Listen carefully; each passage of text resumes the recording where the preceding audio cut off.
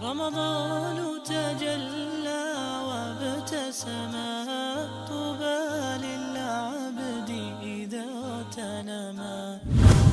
While performing wudu, how should we rinse our nose when we are fasting? Can we sniff the water? Sniff in the water? What if some water reaches one's throat because of wudu? Does his fast break? Again, the hadith of Laqit ibn Sabra, you should not exaggerate.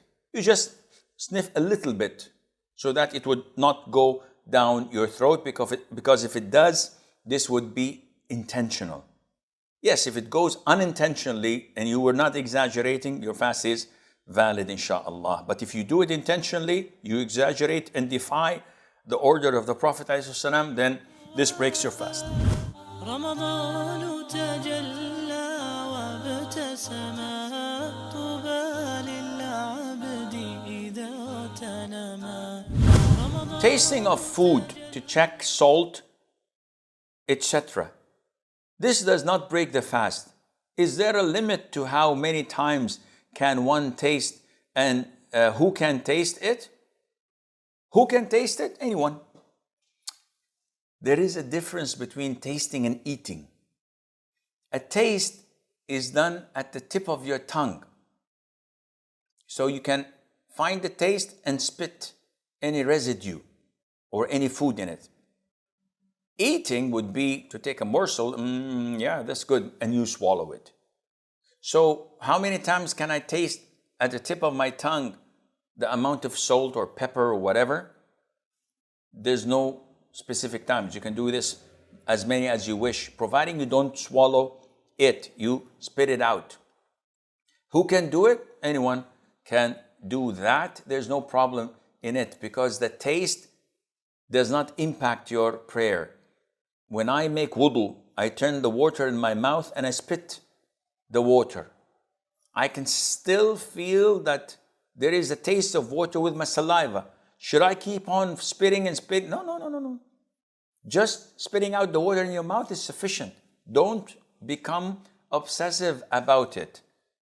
Khalas, you spit out the water, this is enough. What about the taste? The taste has no impact on you, inshaAllah. رمضان تجلى وابتسم طوبى للعبد إذا تنما. Under what emergency circumstances can one break a fard fast? You cannot break a fard fast unless you have a legitimate reason. And these legitimate reasons were mentioned in the Quran: being sick or traveling. Other than that, you cannot break your fast unless it is something that is out of your control. Like what, Sheikh? Someone holding a gun to your head and say, eat. In this case, you're forced to. And eating, by the way, when forced, would not be something that nullifies your fasting. Are you serious? I said, yeah. If someone threatens you, either to kill you or to harm you or to cut you into pieces or to flog you, something that is harmful, Allah gives you the permission to eat out of force, being forced. You're compelled. So this is not your own choice. So you eat and eat until he's stopped and said, Khalas, okay, now I'm convinced that you're not fasting. And he leaves. Continue fasting. What about the meal I just had? You did not have it out of your own choice. And this is why the things that nullify your fasting, they have to be done when you are knowledgeable, you are remembering, and you are choosing. So if you do something without knowledge, I never knew that a cappuccino could break your fast. I thought it was only food and water. Seriously? Wallahi, I'm a new revert. I did not know that. In this case, your fast is valid. No problem. A guy accepts Islam in Alaska. And after Ramadan was over, he heard that food, drink, and intercourse breaks your fasting. He comes to me and says, Sheikh, I didn't know that intercourse with the spouse breaks fasting. I thought only food and drink. Seriously? He said, Wallahi, I didn't know.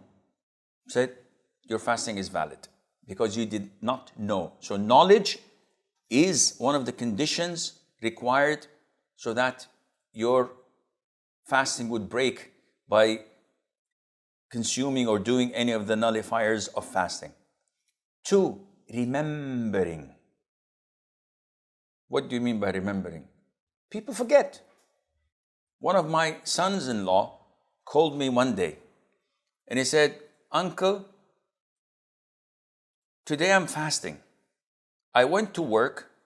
Before I went to work at 7 o'clock, I opened the fridge, made a sandwich, drank a glass of milk, and took an apple. And after I finished the apple, I said, I'm fasting. So I said, no problem. Your fasting is valid. The Prophet said, ﷺ, whoever forgets and eats or drinks while fasting, Allah has fed him and Allah has provided him with water. He should continue fasting. He said, Jazakallah khair, uncle.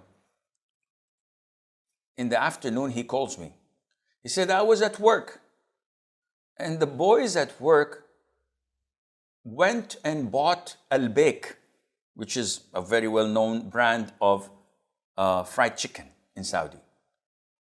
So they said, come and eat. And I went and ate garlic and drank Pepsi. And after I finished, I smacked myself, dope slop, and said, I'm fasting. What should I do? Akhi, come on. Breakfast, okay. Lunch, tomorrow, no, what else? But again, the ruling is the same. It's between him and Allah. Did you forget? He said, Wallahi, I forgot. And then your fasting is still valid. But man, with such forgetfulness, I wish I have this in Ramadan every single day. To have 2 full meals and then claim it's out of forgetfulness, this is between you and Allah Azza wa Jal. So alhamdulillah, knowledge and remembering.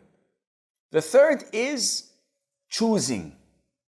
So if I drink and eat out of my own choice, this nullifies my fasting. But if I was compelled and forced to do this, and if I don't, harm will catch up with me, or I will be killed or tortured or injured, this is a legitimate reason to eat until this threat is uplifted. And then I have to refrain and continue my fasting. Likewise, may Allah protect all of us. If a woman was raped while fasting, she's resisting, she's fighting, but she was overwhelmed. Does she break her fast? No. If a wife was forced by her husband, she resisted, she continued to fight till the end. Does she break her fast? Answer is no. Her fast is intact and valid, and there's nothing wrong in that, insha'Allah, on her. رمضان تجلى وابتسما طوبى للعبد إذا تنما. If while fasting a person lies, backbites, listens to music, would his fast, that is abstaining from food and water, be accepted? Well, to answer your question, the Prophet ﷺ did this job for us when he said, whoever does not abandon falsehood, this is qawlu zur, and acting upon it, and ignorance, Allah does not need him to refrain from eating and drinking. What does this hadith mean? It means that the essence of fasting is not merely refraining from drinking and eating and having intimacy with the spouse. Yes, this is the main thing in it, in what appears to you and I. But the essence of fasting was mentioned in the ayah of Surah Al-Baqarah. It was prescribed upon you and those who were before you. O you who believe, fasting has been prescribed upon you and upon those before you, so you may reach the level of taqwa, so you may fear Allah Azza wa Jal. So this is the essence of fasting. What good is fasting? When you lie, slander, backbite, sin openly, even when someone abuses you. The Prophet says, alayhi salatu wasalam, when it is the day of fasting of one of you, and someone swears at you, someone curses you, or someone abuses you, do not reply to him. Rather say, I am fasting. So in Islam, we know that when you are abused, it is your God-given right to abuse back. If someone swears at you, Allah gives you the permission to swear back at him. If he says that you are stupid, it's okay to say, it's you who is stupid. If he says you are a dog, though this is not an insult nowadays. In Arabic it is. When you say to someone you're a dog, he would probably fight you or fight with you. But in America, this is a compliment. Hey, you my dog. A'udhu billah.